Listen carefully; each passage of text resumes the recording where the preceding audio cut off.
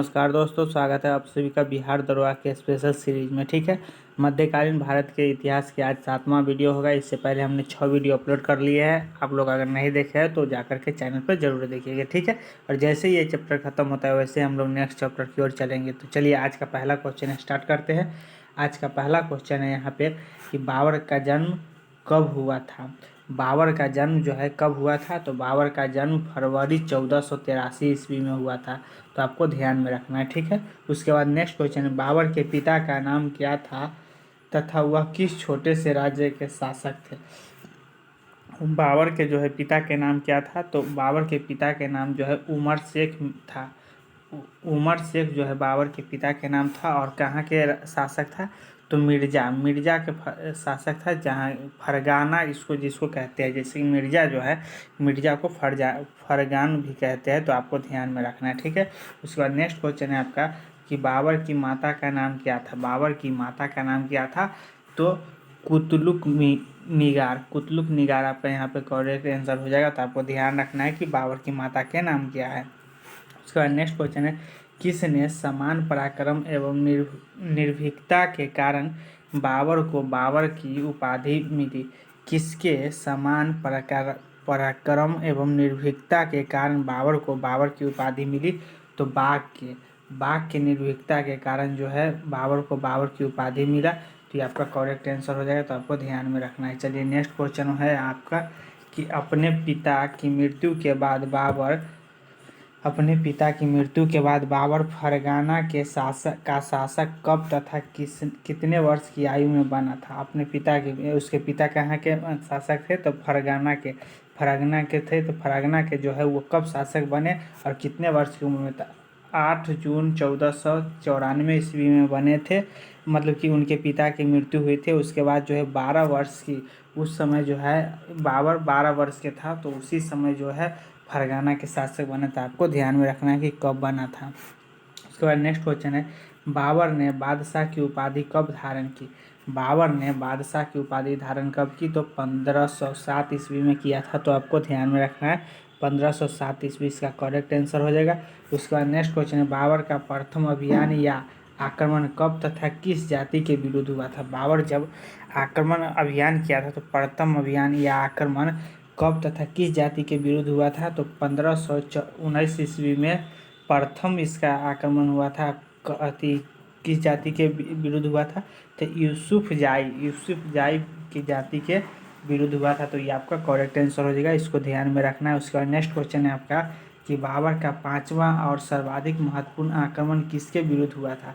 बाबर का 5वां और सर्वाधिक महत्वपूर्ण आक्रमण किसके विरुद्ध हुआ था, तो इब्राहिम लोदी आपका यहाँ पे करेक्ट आंसर हो जाए। तो इब्राहिम लोदी के विरुद्ध हुआ था। तो आपको ध्यान में रखना है। ठीक है, चलिए नेक्स्ट क्वेश्चन की ओर चलते हैं।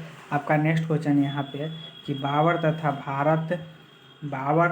तथा भारत के तत्कालीन सुल्तान इब्राहिम लोदी, बाबर और इब्राहिम लोदी के बीच कब तथा कहाँ युद्ध हुआ था। ये दोनों के बीच जो है युद्ध कहाँ हुआ था और कब हुआ था, तो 21 अप्रैल 1526 ईस्वी में बाबर और इब्राहिम लोदी के बीच हुआ था। और ये जो है पानीपत की प्रथम युद्ध के नाम से जाना जाता है। तो ये युद्ध जो हुआ था पानीपत में हुआ था। ठीक है, 21 अप्रैल 1526 ईस्वी में। तो आपको ऐसे भी ध्यान रखना है, इससे जो है 2 क्वेश्चन बन जाए कि पानीपत की युद्ध कब हुआ था। प्रथम युद्ध तो 21 अप्रैल 1526 ईस्वी में हुआ था। और किसके किसके बीच हुआ था, तो बाबर और इब्राहिम लोदी के बीच हुआ था। उसका नेक्स्ट क्वेश्चन है, पानीपत है कहाँ, तो हरियाणा में है। तो पानीपत के प्रथम युद्ध में कौन विजय हुआ, तो पानीपत की जो प्रथम युद्ध हुआ था वो बाबर और इब्राहिम लोदी के बीच हुआ था, जिसमें बाबर की विजय हो गई। तो ये आपको करेक्ट आंसर है, ध्यान में रखना है किसका जीत हुआ, तो बाबर का।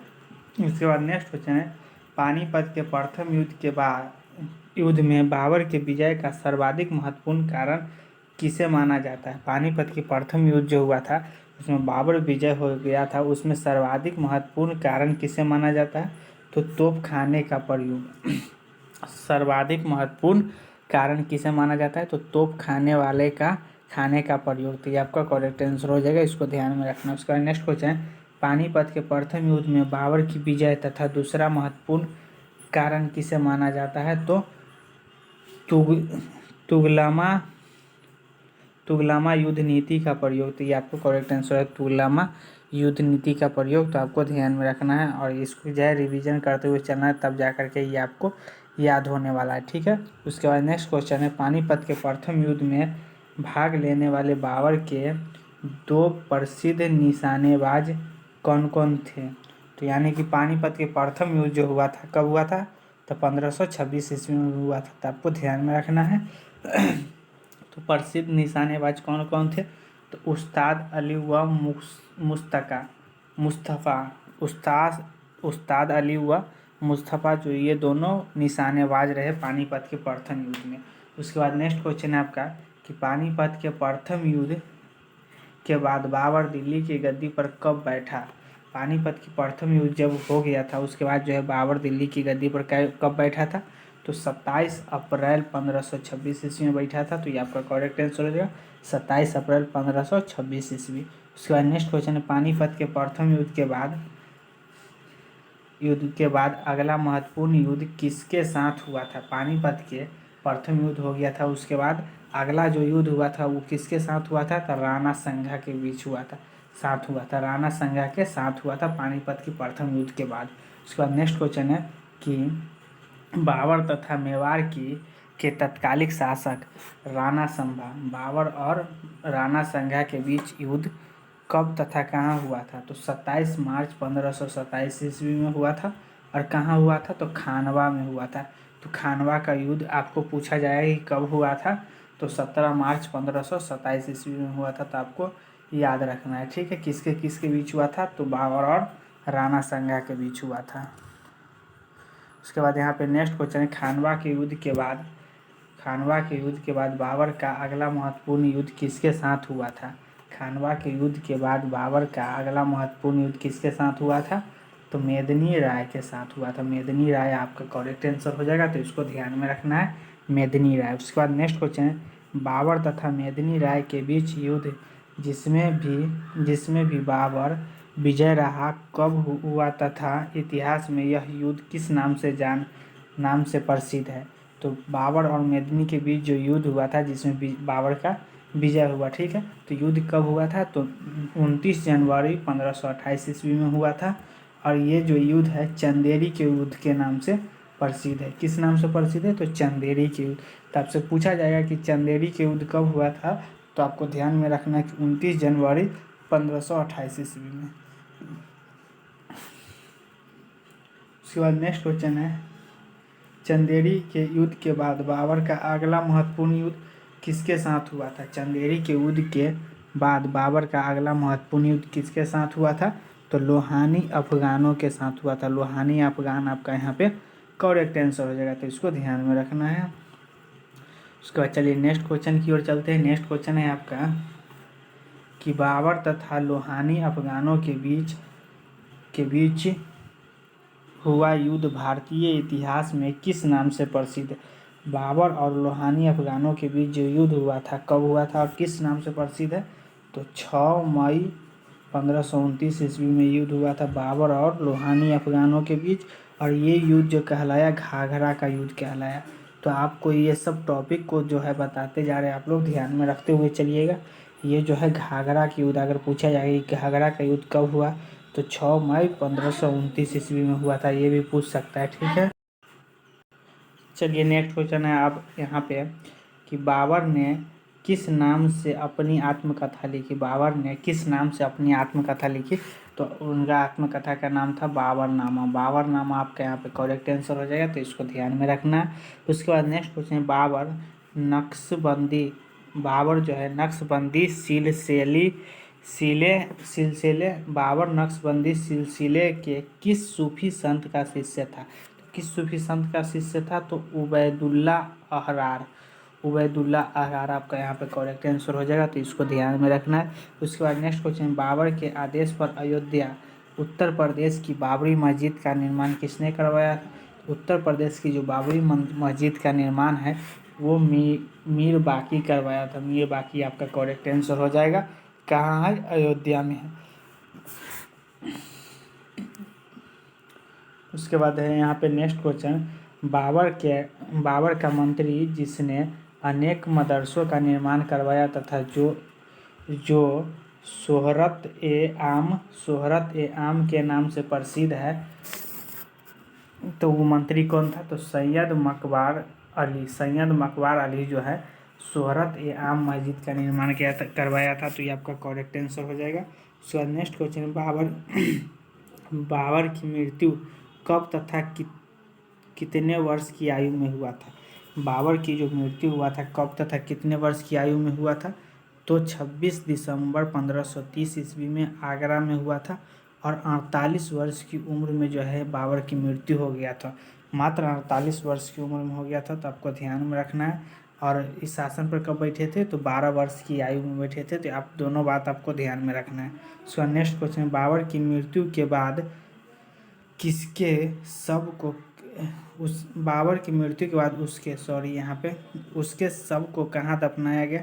तो आराम बाग में जो है बाबर की शव को दफनाया गया। तो ये आपका करेक्ट आंसर हो जाएगा। कहाँ दफनाया गया? तो आराम बाग। उसके बाद चलिए नेक्स्ट क्वेश्चन की ओर चलते हैं। नेक्स्ट क्वेश्चन है आपका कि कालांतर में बाबर के शव को आराम बाग ताजमहल क्षेत्र आगरा से कहाँ ले जाकर उसकी इच्छा अनुसार अंतिम रूप से दफनाया दिया गया? तो काबुल में, अफगानिस्तान में दफना दिया गया। तो ये आपका करेक्ट आंसर हो जाएगा। तो इसको ध्यान में रखना है। चलिए नेक्स्ट क्वेश्चन की ओर चलते हैं। आप जो है प्रतिदिन मेरे साथ जुड़िए। इसी प्रकार से हमने जो है बहुत वीडियो अपलोड कर दी। प्राचीन भारत के इतिहास के भी वीडियो अपलोड कर दिए है। अभी जो है मध्यकालीन भारत के इतिहास चल रहा, ये ख़त्म हो जाएगा। उसके बाद फिर नेक्स्ट चैप्टर की ओर चलेंगे। तो आप लोग प्रतिदिन मेरे साथ जुड़िए, ठीक है। चलिए उसके बाद नेक्स्ट क्वेश्चन है आपको कि बाबर का उत्तराधिकारी कौन हुआ? बाबर जब उनकी मृत्यु हो गई तो उसके बाद उनका उत्तराधिकारी कौन बना? तो उनका उत्तराधिकारी जो बना हुमायूं बना। तो हुमायूं आपका यहाँ पे करेक्ट आंसर हो जाएगा। बाबर के उत्तराधिकारी हुमायूं बना। उसके बाद नेक्स्ट क्वेश्चन है, हुमायूं जो कि बाबर का सबसे बड़ा पुत्र था। हुमायूं कौन था? तो बाबर का बड़ा पुत्र था। तो हुमायूं का सबसे बड़ा पुत्र था का जन्म कब तथा कहाँ हुआ था? तो उनका जन्म, जो हुमायूं का जन्म, तो 6 मार्च 1508 ईस्वी में काबुल में हुआ था। तो आपको अगर हुमायूं का जन्म पूछेगा कब हुआ था, तो 6 मार्च 1508 ईस्वी में हुआ था। कहाँ हुआ था? काबुल में हुआ था। ये बात भी आपको ध्यान में रखना है। उसका नेक्स्ट क्वेश्चन है, हुमायूं के बचपन का नाम क्या था? हुमायूं के बचपन का नाम क्या था? नासिरुद्दीन मोहम्मद हुमायूं। हुमायूं के जो है बचपन का नाम नासिरुद्दीन मोहम्मद हुमायूं था। तो ये आपको ध्यान में रखना है। उसका नेक्स्ट क्वेश्चन, हुमायूं का राज्याभिषेक कब तथा कहाँ तथा कितने वर्ष की आयु में हुआ था? तो कितने वर्ष की आयु में हुआ था? तो 29 दिसंबर 1530 ईस्वी में हुआ था। कहाँ हुआ था? आगरा में हुआ था। और कितने वर्ष की उम्र में? तो 23 वर्ष की उम्र में उनका राज्याभिषेक हो गया था। तो ये आपको ध्यान में रखना है, ठीक है। उसके बाद नेक्स्ट क्वेश्चन है, दिल्ली की गद्दी पर बैठने के पूर्व हुमायूं कहाँ का सूबेदार था? दिल्ली की गद्दी पर जो बैठे उससे पहले कहाँ के सूबेदार था हुमायूं? तो बदख्शा अफगानिस्तान का था। ये आपका करेक्ट आंसर हो जाएगा। बदख्शा अफगानिस्तान का वो जो है सूबेदार था। उसके बाद नेक्स्ट क्वेश्चन है, बादशाह बनने के बाद हुमायूं अपने राज्य का बंटवारा किसके निर्देश के अनुसार कर दिया था? जब बादशाह बन गया था उसके बाद हुमायूं जो है अपने राज्य का बंटवारा किसके निर्देश के अनुसार कर दिया था? तो बाबर के निर्देश के अनुसार कर दिया था। तो ये आपका करेक्ट आंसर हो जाएगा बाबर, ठीक है। उसके बाद नेक्स्ट क्वेश्चन है, बादशाह बनने के बाद हुमायूं का पहला महत्वपूर्ण युद्ध किसके साथ हुआ था? जब बादशाह बन गया था उसके बाद पहला महत्वपूर्ण युद्ध जो हुआ था किसके साथ हुआ था? तो शेर खां के साथ। किसका युद्ध हुआ था? तो हुमायूं का, ठीक है। तो ये आपको करेक्ट आंसर हो जाएगा शेर खां। उसके बाद नेक्स्ट क्वेश्चन, हुमायूं तथा शेर खां बीच युद्ध कब हुआ तथा यह युद्ध इतिहास के किस नाम से प्रसिद्ध है? तो 25 जून 1539 ईस्वी में हुआ था। किसके बीच? हुमायूं और शेर खां के बीच हुआ था 25 जून 1539 ईस्वी में। और इस युद्ध को नाम दिया गया चौसा का युद्ध। चौसा का युद्ध में इसका नाम दिया गया, तो ये आपका करेक्ट आंसर हो जाएगा। उसका नेक्स्ट क्वेश्चन है, चौसा के युद्ध के बाद हुमायूं का शेर खां से अगला मुकाबला कब तथा कहाँ हुआ था? तो अगला मुकाबला जो है चौसा के युद्ध के बाद हुमायूं का अगला मुकाबला शेर खां से 17 मई 1540 ईस्वी में हुआ था बिलग्राम में। तो ये आपका करेक्ट आंसर हो जाएगा बिलग्राम, ठीक है। उसके बाद नेक्स्ट क्वेश्चन की ओर चलते हैं। नेक्स्ट क्वेश्चन है, बिलग्राम या कन्नौज युद्ध में हुमायूं का सेनापति कौन था? बिलग्राम या कन्नौज युद्ध में हुमायूं का सेनापति कौन था? तो हुमायूं का सेनापति जो है मिर्जा हैदर था। मिर्जा हैदर आपका करेक्ट आंसर हो जाएगा। उसका नेक्स्ट क्वेश्चन है, बिलग्राम युद्ध में पराजित होने तथा शेर खां द्वारा दिल्ली व आगरा पर अधिकार कर लिए जाने के बाद हुमायूं कहाँ चला गया? तो कहाँ चला गया? तो सिंध में चला गया। तो सिंध आपका यहाँ पे करेक्ट आंसर हो जाएगा, तो आपको ध्यान में रखना है। उसके बाद नेक्स्ट क्वेश्चन है, सिंध में किसकी सलाह पर हुमायूं पर्सिया तथा या ईरान चला गया? सिंध में किसकी सलाह पर हुमायूं जो है पर्सिया या ईरान चला गया? तो बैरम खां की सलाह पर चला गया। तो ये आपका करेक्ट आंसर हो जाएगा बैरम खां, तो आपको ध्यान में रखना है। उसके बाद नेक्स्ट क्वेश्चन है, लगभग 15 वर्षों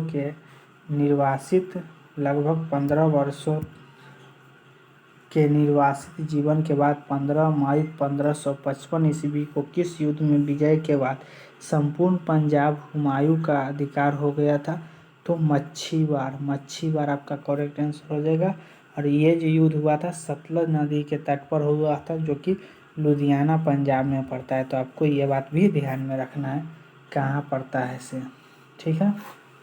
उसके बाद नेक्स्ट क्वेश्चन है, मच्छीवार युद्ध के बाद 22 जून 1555 ईस्वी को हुए किस युद्ध में विजय के बाद हुमायूं एक बार फिर दिल्ली की गद्दी पर अधिकार करने में सफल रहा? तो सरहिंद का युद्ध में, ठीक है, सरहिंद का युद्ध में जो विजय हुआ तो फिर जो है दिल्ली का गद्दी पर बैठा। तो आपका करेक्ट आंसर हो जाएगा ये। उसका नेक्स्ट क्वेश्चन, सरहिंद के युद्ध में मुगल सेना का नेतृत्व किसने किया था? तो बैरम खां ने किया था। सरहिंद के युद्ध में जो है मुगल सेना का नेतृत्व किसने किया? तो बैरम खां का करेक्ट आंसर हो जाएगा, ठीक है। चलिए नेक्स्ट क्वेश्चन की ओर चलते हैं। तो यहाँ पर दिया गया, सरहिंद के युद्ध में विजय के बाद किस तिथि के शुभ क्षणों में एक बार पुनः दिल्ली के तख्त पर हुमायूं को बैठने का सौभाग्य प्राप्त हुआ?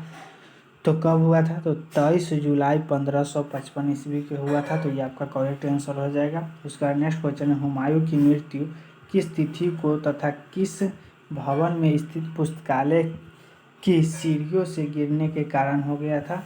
तो 24 जनवरी 1556 ईस्वी में हो गया था। किस भवन में? तो दीन पनाह जो है भवन से गिर करके हो गया था। तो ये आपको ध्यान में रखना है। उसके बाद नेक्स्ट क्वेश्चन है, मृत्यु के पूर्व हुमायूं ने किसे अपना उत्तराधिकारी घोषित किया? जैसे कि मृत्यु जब हुआ था उससे पहले ही उसने अपना उत्तराधिकारी घोषित कर दिया था। और किसको कर दिया था? तो अकबर को कर दिया था। तो आपका अकबर जो है करेक्ट आंसर हो जाएगा, ठीक है। उसके बाद यहाँ पे नेक्स्ट क्वेश्चन है, शेर शाह सूरी का जन्म कब तथा कहाँ हुआ था? शेर शाह सूरी का जो जन्म है कब हुआ था? तो 1472 ईस्वी में। कहाँ हुआ था? तो बजवारा होशियारपुर पंजाब में। बजवारा होशियारपुर पंजाब में हुआ था। कब हुआ था? 1472 ईस्वी में, आपको ध्यान में रखना है। उसका नेक्स्ट क्वेश्चन है, शेर शाह सूरी के बचपन का नाम क्या था? शेर शाह सूरी के बचपन का नाम जो है फरीद खां है। ये सब क्वेश्चन जो है आपको पूछा जाएगा, ठीक है, इसीलिए ये सब क्वेश्चन आपको करा रहा है, तो आपको ध्यान में रखना। उसका नेक्स्ट क्वेश्चन है, फरीद खां के पिता का नाम क्या था? फरीद खां मतलब शेर शाह सूरी के जो है पिता का नाम क्या था? तो हसन खां था। तो हसन खां आपका यहाँ पर करेक्ट आंसर हो जाएगा। उसके बाद नेक्स्ट क्वेश्चन है, हसन खां कहाँ के एक छोटे जमींदार थे? हसन खां जो थे कहाँ के छोटे जमींदार थे? तो सासाराम के। सासाराम कहाँ? बिहार में है। तो सासाराम बिहार के जो है जमींदार थे, तो आपको ध्यान में रखना है। उसका नेक्स्ट क्वेश्चन है, एक बार शिकार करते समय फरीद खान ने एक शेर को तलवार के एक ही बार में मार दिया था। उसकी इस बहादुरी से प्रसन्न होकर किसने उसे शेर खां की उपाधि प्रदान की? तो मोहम्मद बहार खां लोहानी ने उसे शेर खां की उपाधि क्यों दिया? तो क्योंकि वो जो है एक ही बार में उसे ये जो है शेर को मार डाला था तलवार से। उसके बाद नेक्स्ट क्वेश्चन है, और आज के जो है ये लास्ट क्वेश्चन है, तो आपको ध्यान में रखना है कि बिहार के सूबेदार मोहम्मद बहार खां लोहानी के दरबार में अपने समकक्ष सरदारों के व्यवहार से तंग आकर उसकी सेवा छोड़कर शेर खां किसकी सेवा में चले गए? तो बाबर की सेवा में चले गए। ठीक है, तो बाबर की सेवा में चले गए, जो कि मुगल के सम्राट था, मुगल वंश के सम्राट था। तो ये आपका करेक्ट आंसर हो जाएगा। तो इस तरह से आज का सेशन समाप्त होता है। इसी प्रकार से प्रतिदिन मेरे साथ जो है आप लोग जुड़िए, और प्रतिदिन जो है चैप्टर वाइज चैप्टर आपको हम यहाँ पे डिस्कशन कराते हुए चलेंगे। जैसे ही मध्यकालीन भारत का इतिहास खत्म हो जाएगा, उसे ही नेक्स्ट चैप्टर की ओर चलेंगे। ठीक है, तो मिलते हैं फिर नेक्स्ट वीडियो में। धन्यवाद।